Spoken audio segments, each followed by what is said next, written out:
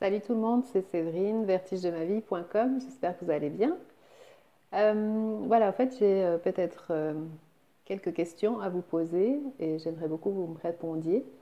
À savoir, qu'est-ce qui est pour vous aujourd'hui impossible?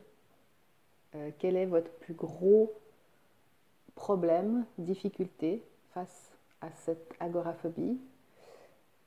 Laissez-moi vos petits commentaires et dites-moi en fait, euh, qu'est-ce qui vous manque finalement? Est-ce que c'est juste une question de motivation? Est-ce que c'est une question de peur, tout simplement? Est-ce que vous manquez de clés, de stratégies? Je vous pose au fait toutes ces questions parce que, au fait, je me rends compte que j'ai passé par là, je sais ce que c'est, et on repousse toujours, finalement, le moment d'aller mieux. C'est quand même incroyable. Vous savez pourquoi? Parce que je pense que finalement notre statut de victime, parce que c'est injuste d'être agoraphobe, quand tout le monde va bien, on est beaucoup dans la plainte, on est beaucoup dans l'appel que quelqu'un vienne nous aider. Et finalement, quand quelqu'un est là pour vous aider, ou en tout cas vous propose des solutions, les thérapeutes, euh, surtout les thérapeutes en comportemental.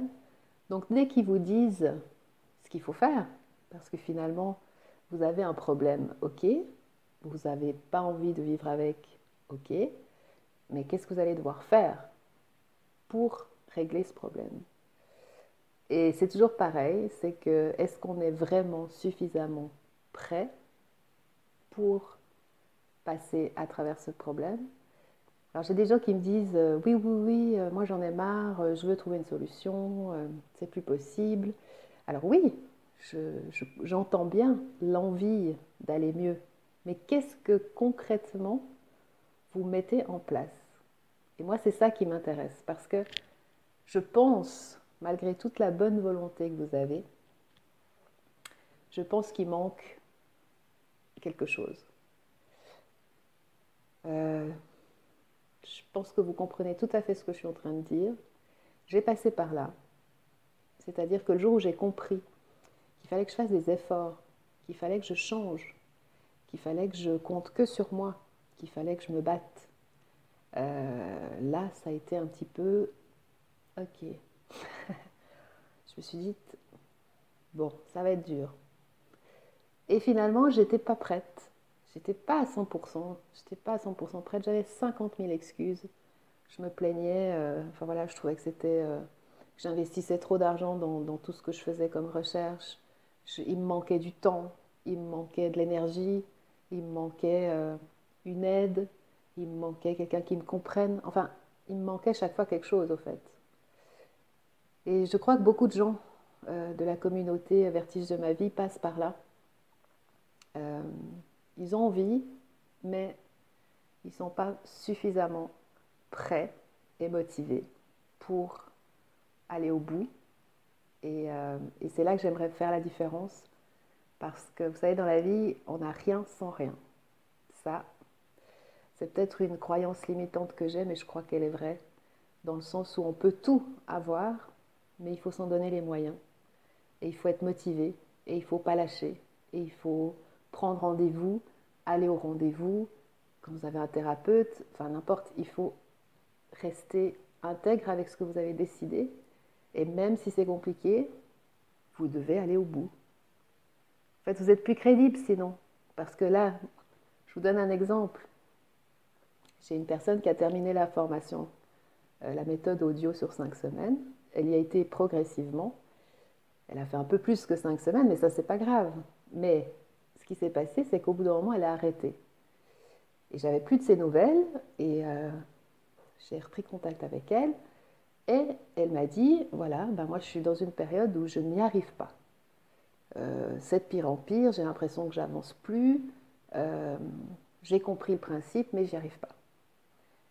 Et au fait, il a fallu que je m'inquiète, entre guillemets, de cette personne, dans le sens où je voulais savoir où elle en était, pour reprendre contact avec elle, pour qu'elle se remotive, pour qu'on se voie et qu'on discute. Et que pour tout d'un coup, elle se dise, ok, j'ai pas investi de l'argent pour quelque chose que je ne vais pas aller au bout. Aujourd'hui, je suis convaincue de cette méthode, donc je vais faire ce qu'il faut et je vais continuer. Et pour moi, ça a été vraiment, j'ai été super contente parce que finalement, je savais qu'il manquait pas beaucoup. Et souvent, ben voilà, il faut un petit coup de pied aux fesses. Ça vient rarement de soi-même, c'est assez difficile. Mais moi, j'ai ce rôle-là aujourd'hui. Et j'espère vraiment pouvoir vous donner ce petit coup de pied aux fesses. Je vous assure que ça fait pas mal. Je vous assure qu'il faut juste avoir confiance en moi. Et, euh, et j'ai passé par là. Donc moi, je vous embrasse. Je vous souhaite déjà de belles fêtes. Je pense qu'on se rentendra d'ici là. Sinon, ben voilà, je vous souhaite plein de belles choses. Commencez déjà à noter ce que vous voulez pour 2016, parce que cette année sera votre année sans agoraphobie. Vous savez où me joindre? Vous pouvez télécharger par là le livre Vertige de ma vie, donc le voyage en agoraphobie que j'ai écrit et qui a été édité récemment. Et voilà, je suis à votre disposition, du coaching, la méthode audio qui marche. Et je vous souhaite plein de belles choses pour 2016 déjà. Je vous dis à bientôt et merci pour votre fidélité et vos nombreux messages. À bientôt. Salut.